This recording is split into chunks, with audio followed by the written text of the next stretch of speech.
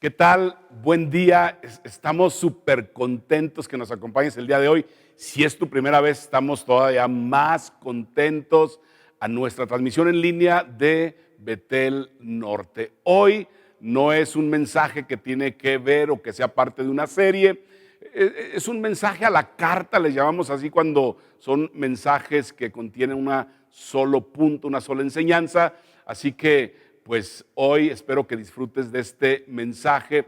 Yo estoy seguro que tú estarás de acuerdo conmigo que no es fácil criar a una familia. Estoy seguro que tú tienes una familia. Yo tengo una familia, mi esposa, mis 4 hijos, mis 3 nietos, y no es fácil, la verdad. Y como hombre de fe, yo te diría que al leer la Biblia me doy cuenta que es muy común ver que de alguna manera hay mucha o poca disfunción en la familia o en las familias que vemos en la Biblia. Así, si leemos desde el libro de Génesis, no hay una historia realmente donde nosotros podamos ver que no haya habido disfuncionalidad en la familia, ¿sí? Ahora, todos estos hombres líderes que lideraban a su familia, de alguna manera servían a Dios, pero al mismo tiempo me doy cuenta que no fueron padres perfectos, y no es una justificación, pero no lo fueron.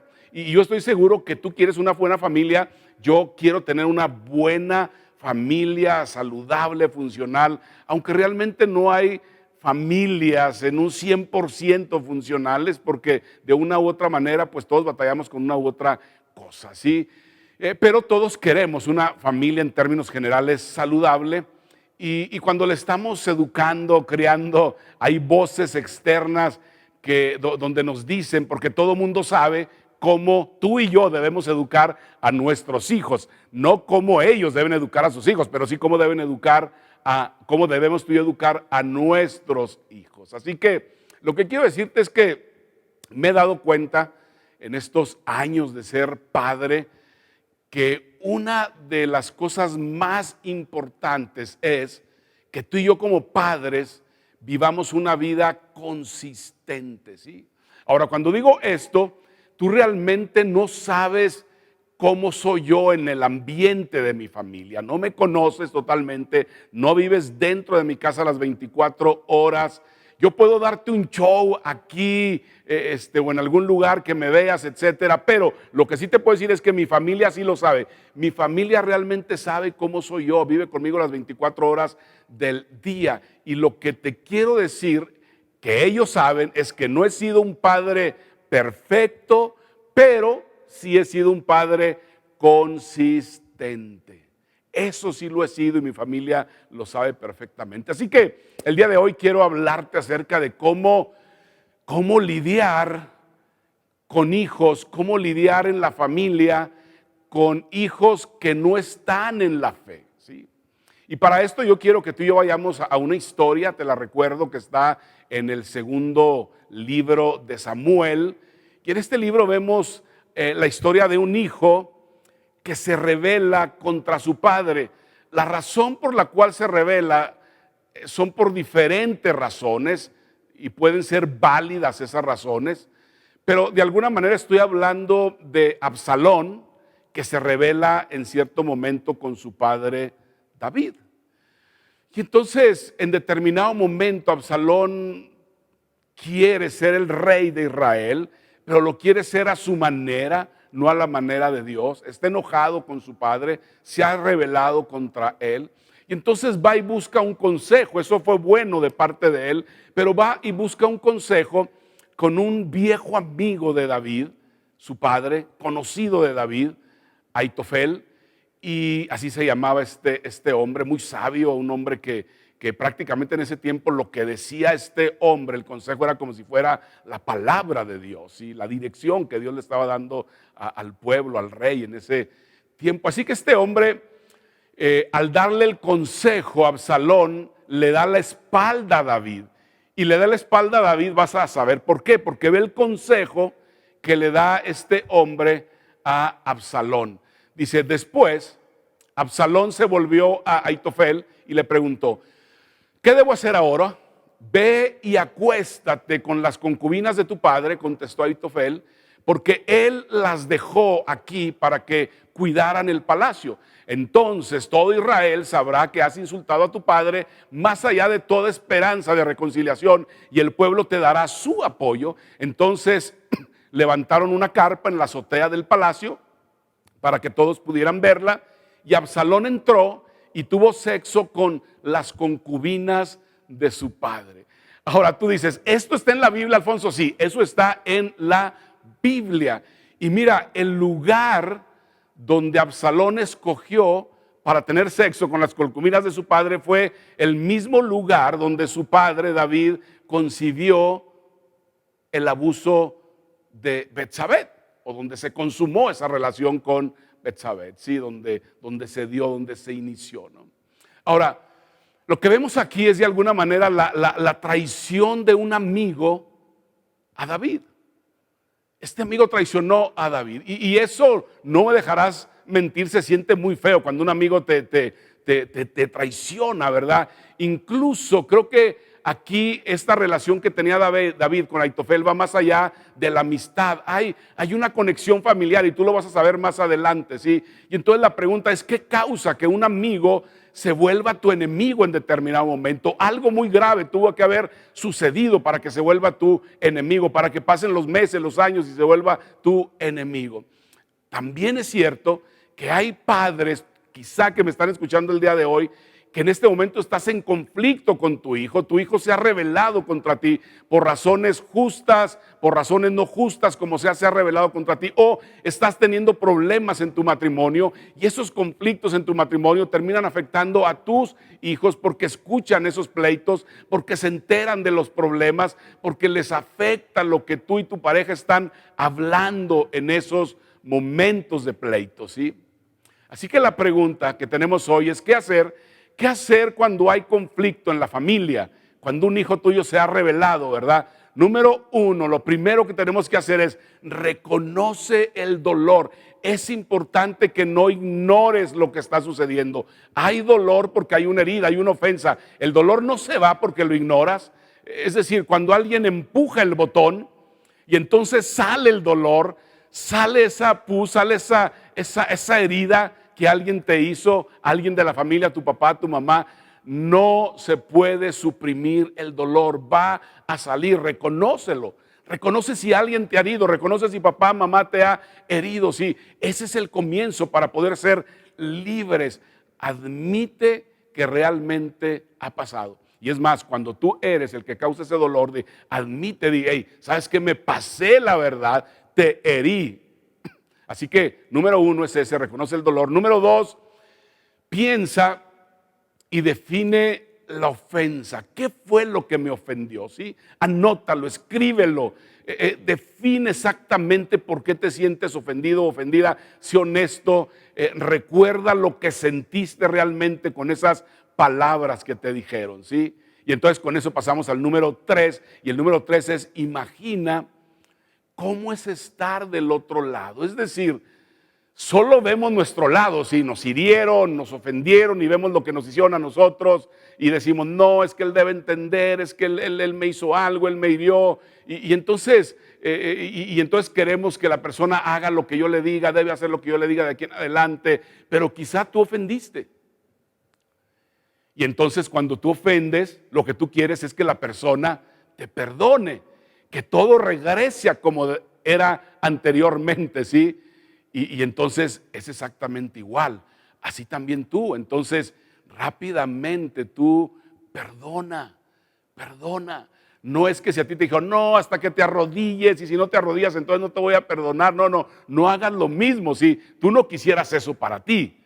Tú quieres que realmente fluya el perdón, ¿sí? Número 4, recuerda que el perdón es de Dios. Es decir, el perdón humano no sirve de nada, porque el perdón humano es convenenciero. Si me ama, lo perdono. Si me da, lo perdono. Si se hinca, si se arrodilla, si hace esto, si me regala, entonces lo perdono. No, realmente si no está Dios en la ecuación, si no está Dios en tu corazón, entonces va a ser muy difícil perdonar. casi te diría que imposible que perdones si Dios no está en tu corazón y perdonas con el mismo perdón que Dios ha tenido para tu propia vida. Número 5, refleja lo que la Biblia dice. Tú sabes, como un hombre de fe, yo me guío por lo que Dios dice en su palabra. Así que entonces la pregunta es, ¿qué podemos hacer cuando nos ofenden? Entonces yo voy a lo que dice la palabra y entonces voy a aquella ocasión en que unos discípulos de Jesús le dicen, enséñanos a orar, y entonces Jesús les dice, miren, oren de esta manera, y parte de la oración era el Padre Nuestro. Quizá tú lo has rezado, lo has recitado, lo has orado, te lo sabes de memoria, pero parte de ese Padre Nuestro dice, Padre, perdona nuestras deudas o nuestras ofensas, así como nosotros también perdonamos a nuestros deudores o a los que nos ofenden. Así que entonces refleja, practica lo que la misma palabra de Dios dice. Número 6, suelta. Hazle así conmigo y suelta, suelta, suelta, suelta, suelta. Suelta el dolor. Es decir, una vez una persona a quien estábamos acompañando mi esposa y yo, dice, es que la verdad, alguna vez mi terapeuta nos dijo que había que confrontar a mi padre porque él me violó cuando yo era pequeña, etcétera, desde que yo era una niña. Y entonces mi consejera dice que realmente debo hacerlo, ¿sí? Y que si no lo hago, si no voy y lo confronto y le digo, tú me hiciste esto, reconócelo, entonces realmente yo no voy a poder ser libre. Ahora, déjame decirte algo, no siempre funciona eso, porque ¿qué tal si vas y lo confrontas y él se excusa, busca pretexto o se niega y dice que no es cierto, que fue un invento tuyo? Entonces, ¿sabes qué va a pasar? La herida se va a hacer más grande todavía. Así que lo que yo te animo a hacer es que resuélvelo en tu corazón.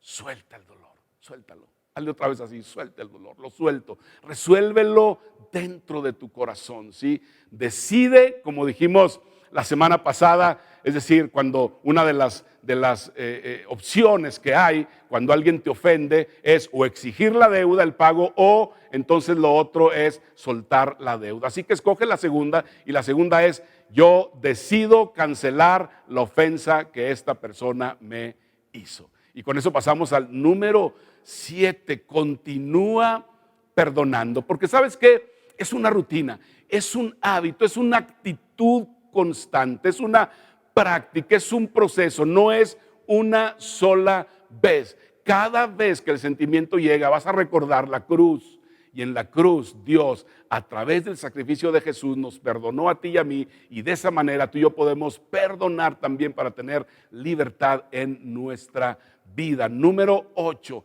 y esto es importantísimo, ora por la persona que te ha herido u ofendido. Esta es una práctica extraordinaria. Yo lo he hecho en mi vida, y cuando personas me han ofendido, llego y le digo, Señor, yo te quiero pedir por tal persona, pero antes de pronunciar el nombre digo, no, yo no quiero orar por esa persona, me cae mal, es más, quiero que le vaya mal, me hizo esto, me hizo lo otro, me hizo aquello. Pero cada vez que tú llegas y oras por esa persona, aunque no lo sientas, Señor, yo oro en esta hora por Juanito, por Petrita. Yo te pido que tú bendiga a su familia, que les vaya bien, que abra las ventanas de los cielos, que derrames abundancia hasta mucho, que abarque mucho para sus vidas, económico, de sanidad, emocional, espiritual. Cada vez que tú sigues orando por esa persona, entonces vas a ir viendo cómo ese perdón, ese odio quizá que tú tenías, resentimiento, se va volviendo en perdón, y vas a llegar a un momento en el que vas a decir, hey, amo a esa persona como Dios ama a esa persona. Ahora, quiero regresar al problema que tuvo David con su amigo Aitofel. ¿Sabes que este Aitofel tenía una nieta? Y esa nieta un día se estaba bañando, y entonces David desde la azotea del palacio la vio bañándose, dijo, esta mujer tiene que ser mía, y la tomó para él, hizo lo que él quiso con esta mujer, destruyó su matrimonio y de alguna manera participó en el homicidio del esposo de ella. Entonces tú ahí me dirás, Alfonso, entonces Aitofel, el amigo de David, era abuelo de Betsabé. Sí, era abuelo de Betsabé. ¿Qué hubieras hecho tú si te hubiera pasado lo que le pasó a Aitofel? ¿Cómo te hubiera impactado en la vida esto, en tus decisiones diarias? Así que la ofensa era personal, y en lugar de soltar la herida, lo que decidió Aitofel fue exigir el pago, y él guardó la herida, y él la verdad dijo: David me la va a pagar, o sea, me la hizo y me la va a pagar un día, algún día voy a tener la oportunidad de hacerlo. Y entonces un día ve la oportunidad, a través de aconsejar al propio hijo que estaba enojado con David, para destruir a David. Así que Aitofel no siguió estos 8 consejos que yo te acabo de dar ahorita. Y cuando vio la oportunidad de vengarse, dijo: lo hago en este momento. Ve el segundo consejo que Aitofel le da a Absalón. Entonces Aitofel dijo a Absalón: déjame escoger a 12,000 hombres que salgan en busca de David esta noche. Lo alcanzaré cuando esté agotado y desanimado. Él y sus tropas se dejarán llevar por el pánico y todos huirán. Luego mataré solamente al rey y te traeré de regreso a toda la gente, dice. Así como una recién casada vuelve a su marido. Después de todo, dice, es la vida de un solo hombre la que buscas, entonces estarás en paz con todo el pueblo. Este plan les pareció muy bien a Absalón y a todos los ancianos de Israel. Sin embargo, algo sucedió, porque David tenía otro amigo, Usaí, y este hombre va y le da un consejo a Absalón diferente, mejor, dice la Biblia, al que le da Aitofel. Y entonces Absalón dice: se me hace mejor este consejo, y entonces eso le dio tiempo a David de poder escapar con vida. Y cuando Aitofel se da cuenta que Absalón no siguió su consejo, sino el consejo de Usai, entonces ve lo que pasa con Aitofel. Dice: cuando Aitofel se dio cuenta de que no se había seguido su consejo, ensilló su burro y se fue a su pueblo natal, donde puso en orden todos sus asuntos y luego se ahorcó. Murió allí y lo enterraron en la tumba de la familia. Es decir, puedes imaginar esta historia. Salomón fue el nieto de Aitofel. O sea, Salomón era su bisnieto. Había una conexión familiar. Salomón, dice la Biblia, que ha sido el hombre más sabio que ha existido en la historia de la humanidad, obviamente después de Jesucristo. Yo me pregunto, ¿de dónde vino toda esa sabiduría en Salomón? Claro, lo hemos visto, lo pidió a Dios. Sin embargo, él traía algo ahí, ¿sí? Esa sabiduría no vino de David, esa sabiduría vino de su bisabuelo, de Aitofel, ¿sí? Sin embargo, fíjate lo paradójico de esto. O sea, Aitofel nunca pudo ver, no pudo vivir para ver el plan maestro de Dios. Es decir, no vio a su propio nieto o bisnieto coronado como rey de Israel. Se perdió una gran bendición. ¿Todo por qué? Por no perdonar. ¿Todo por qué? Por guardar la ofensa contra David y no soltar. Si tú estás lidiando con hijos rebeldes en este momento, quizá tú no sabes lo que Dios va a hacer con ellos. Dices: no, la verdad es que yo no veo por dónde Dios pueda bendecir a mi hijo. Yo no veo por dónde Dios pueda bendecir a mi nieto, a mi bisnieto. Lo veo difícil. Yo estoy aquí para decirte: no te des por vencido o vencida. Tus hijos y tus nietos tienen un plan maravilloso de parte de Dios. Ellos le pertenecen a Cristo. Así que haz todo por tu familia. Dios tiene un plan maravilloso aún. Y cuando tú no lo puedas ver, es como el bambú, ¿sí? Ese bambú, haz de cuenta que cuando lo siembran, puede tardar 7 años para poder ver una hojita verde. Sin embargo, no quiere decir que está muerto, está desarrollando raíces abajo, y después de 7 años, cada mes comienza a crecer, hasta llegar a 40 metros de altura. Así es con tus hijos, aún. Y cuando tú no veas que nada está sucediendo, sigue orando por ellos, sigue dando palabra a sus vidas, sigue intercediendo por ellos delante de Dios, sigue invirtiendo en ellos en la parte espiritual. Ámalos a esos hijos rebeldes, mantente cerca de ellos, aunque anden en rebeldía, ¿sí? Mantente cerca de ellos, ora por ellos, mantén comunicación con ellos, que ellos sepan que te interesan a ti, aunque no te interesen sus gustos o sus decisiones, ellos sí te importan a ti. Así que protege a tus hijos, no hagas excusas, pero defiende a tus hijos. Qué bueno que nos acompañaste el día de hoy. Nos vemos la próxima semana al inicio de nuestra nueva serie. Gracias por conectarte con nosotros. Te esperamos el próximo domingo. Recuerda seguirnos en todas nuestras redes sociales para que estés al tanto de los mensajes y eventos que tenemos especialmente para ti. Dar es nuestro estilo de vida y gracias a tu generosidad es posible hacer todo lo que hacemos y apoyar a los distintos misioneros para que el mensaje de esperanza y salvación llegue a cada rincón del mundo. Betel Norte, donde todos somos familia.